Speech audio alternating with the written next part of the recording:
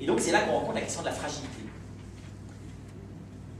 Et donc ce qui m'intéresse, moi, c'est précisément qu'est-ce que c'est que l'engagement en situation critique. C'est là qu'on voit les choses. C'est d'autant plus intéressant que le monde dans lequel on est, tout en essayant de nous éviter au quotidien le plus de situations critiques possibles, est en train de créer, enfin vient de s'inventer un fonctionnement métacritique. Enfin, vous voyez, je veux dire, c'est que votre vie n'est pas menacée ce soir. À Paris, normalement, on ne se fait pas descendre au coin de la rue. Vous n'allez pas mourir de faim demain. Quoi d'autre? Vous n'allez pas perdre tous vos biens dans les 3 jours. Enfin, vous voyez, il y a, bien sûr, en soi, on peut toujours, hein, mais raisonnablement. Et donc, on est dans un monde qui organise la sécurisation de la plupart des actions humaines. Donc, on puisse entreprendre précisément le plus possible, librement, ce que l'on pense devoir faire, le plus loin possible. Non? Et en voulant créer un système de métasécurisation, on vient créer un système de métacritique, c'est-à-dire qui est, lui, toujours en situation de crise. C'est-à-dire que le monde dans lequel on est, tout simplement, est de moins en moins compréhensible, de moins en moins gouvernable, et la manière dont il risquerait d'interagir sur ma vie personnelle est de moins en moins traçable. Donc je suis dans un monde de moins en moins compréhensible. Et sous un certain rapport, parce qu'en plus c'est un monde qui a perdu tout point de repère collectif un peu rigoureux, il est sur le plan profond de ma personne de plus en plus hostile. Très bizarre d'avoir un monde qui est simultanément hyper sécurisant et hyper hostile. Hostile parce qu'il ne me propose aucun point de repère autre que purement matériel. Il est même, pour sécuriser le fonctionnement matériel, par le biais de la société de consommation, un dislocateur de valeur. Pour pouvoir me vendre les choses, il ne faut pas que j'ai de valeur. Moins vous avez de valeur, plus vous aspirez à en avoir, et plus vous êtes un consommateur actif. Parce que plus vous avez de valeur, plus au regard de la consommation, vous êtes un psychorigide. D'accord ? Si vous avez des valeurs, vous aspirez à moins, et avec régularité. Catastrophe totale pour le consommateur. Plus vous aspirez à des valeurs, et moins vous parvenez à en avoir, plus vous êtes un angoissé multipolaire. Donc plus vous êtes un consommateur actif. Insatiable. Insatiable. Par compensation.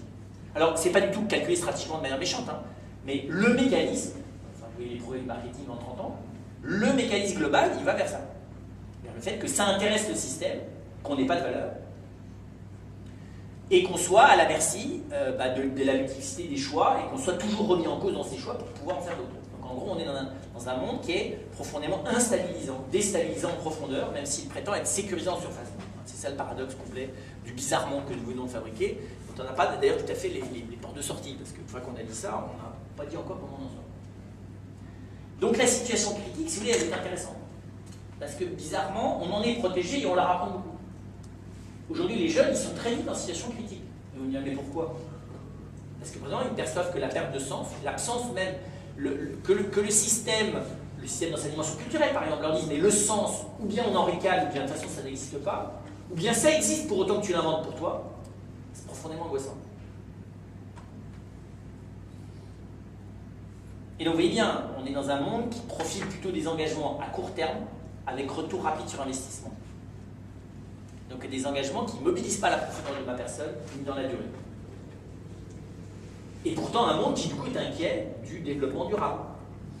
Donc de la possibilité de faire fonctionner ce système de manière durable, et d'ailleurs finalement on commence à l'admettre, de devoir réduire son efficacité et son développement de richesse pour pouvoir le rendre durable. Enfin tout ça on l'a à l'horizon, hein. On n'a pas encore fait les choix.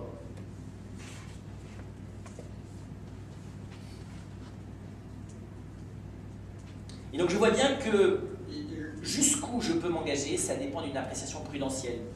Comment développer une véritable prudence de soi? Et d'autrui d'ailleurs, dès qu'on est plusieurs, en situation critique. C'est ça qui m'intéresse. Je dirais même que le paradigme de l'engagement véritablement humain, c'est-à-dire d'un engagement qui mobilise toute la personne, c'est celui qui s'exerce en situation critique. Parce qu'étonnamment, l'expérience montre que l'homme ne grandit qu'en passant par des situations critiques. Pas trop élevées. Il vaut mieux des micro-situations critiques que des macro-situations critiques. Mais l'expérience montre que, alors c'est Hegel qui disait violemment que les peuples sans conflit n'ont pas d'histoire. Mais c'est vrai que, comment dire ça, la personne n'émerge que quand elle est précisément obligée de s'affirmer elle-même, de s'auto-déterminer. Et elle ne s'auto-détermine que dans les situations où elle est contrainte de le faire. Très souvent, sinon elle ne s'auto-détermine pas, elle se contente de suivre la détermination collective. C'est l'obligation à m'autodéterminer, sur autre chose que les choix du yaourt de ce soir dans le supermarché, qui va permettre l'émergence de la profondeur de la personne. Donc c'est clair que c'est l'engagement qui fait émerger la profondeur de la personne. Et plus l'engagement porte sur un engagement envers quelqu'un, et puis il mobilise en profondeur mon affectivité, ma volonté, mon intelligence, et puis il permet l'émergence de la personne.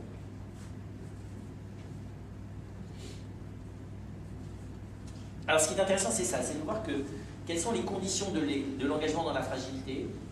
Ben, d'abord, c'est l'acceptation de la fragilité. L'engagement n'est finalement véritablement personnel que quand il est dans le consentement et l'apprentissage lucide de ce qu'est ma fragilité, sans la confondre avec mes faiblesses. Même si la fragilité risque toujours de devenir une faiblesse. Mais la fragilité, précisément, c'est l'incapacité que j'ai à prétendre gérer durablement mon existence. C'est tout simplement de la lucidité. L'humain n'est pas fabriqué pour gérer durablement son existence de manière sûre. Il est fait pour improviser son existence, pas après pas, à la lumière d'une boussole intérieure, qui est précisément la vérité sur la personne humaine, et la possibilité matérielle de réaliser les choses. Mais l'humain n'a pas le moyen de programmer son existence.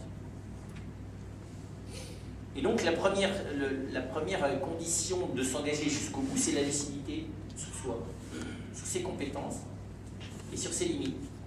Et comment ces limites sont d'une part des faiblesses, et ça j'ai à lutter contre, mais d'autre part elles sont le signe d'une fragilité, c'est-à-dire d'une compétence qui est ailleurs.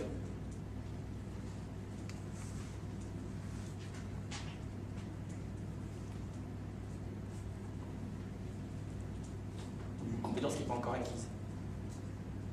La deuxième condition de l'engagement, de pouvoir pousser l'engagement de ça jusqu'au bout, c'est de s'apercevoir que, à part dans le domaine sportif et un peu dans le projet, mais dès qu'il s'agit d'engagement éthique, je ne peux pas m'engager jusqu'au bout de moi-même sans autrui. Seul autrui me permet de dépasser précisément la peur que me cause ma fragilité. Donc, seul l'appui d'autrui, et l'appui réciproque souvent, seule la bienveillance réciproque permet à la personne humaine d'aller jusqu'au bout de l'engagement d'elle-même. Sinon, elle va s'engager uniquement sur ses points forts, elle va enterrer ses fragilités, et donc enterrer une part d'elle-même. Vous comprenez bien, la faiblesse c'est du déficit, la fragilité c'est un lieu de... Parce que la fragilité c'est quoi? C'est le lieu du face-à-face avec l'autre, c'est le lieu de la créativité, c'est le véritable lieu de l'engagement. Tant que la part fragile de moi n'est pas engagée, je ne suis pas vraiment engagé. Je suis engagé, oui. Pas trop, quoi. Enfin, je suis engagé, mais pas de manière très personnelle. Je suis engagé de manière véritable, authentiquement personnelle, que quand ma fragilité est mise en gage dans les mains d'autrui. Et donc, ça réclame ça, à la fois l'acceptation d'une compréhension avec l'aide d'autrui et d'un engagement avec l'aide d'autrui. Ce qu'on appelle en philosophie une intelligence analogique et une co-responsabilité. Ou une intelligence collective, si vous préférez.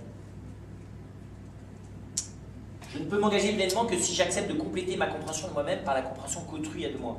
Alors évidemment, quelqu'un qui soit proche. Et je ne peux aller au bout de l'engagement de moi-même qu'en acceptant que quelqu'un s'engage envers moi autant que je m'engage envers autrui. Et donc en gros, ça réclame de perdre le mythe de l'autodétermination de soi-même sur la base des énergies rayonnantes qui seraient les miennes. C'est-à-dire une espèce de mythe de l'ego fort, qui est un mythe masculin. Le fait que l'humain, c'est quelqu'un qui doit accumuler du potentiel intérieur, fortifier ses compétences, minimiser ses déficiences et faire fonctionner cette machine thermodynamique et énergétique au profit du plus grand nombre. Ça, c'est un beau mythe, mais c'est juste un mythe. C'est une stupidité totale dans l'existence concrète. Jamais personne ne fonctionne comme ça. Jamais. Sauf les super machin trucs américains. Et encore, ils sont tous faits quelque part, évidemment. C'est ça qui est le plus marrant. Ils ne sont jamais qu'un cassable, parce qu'ils sont humains.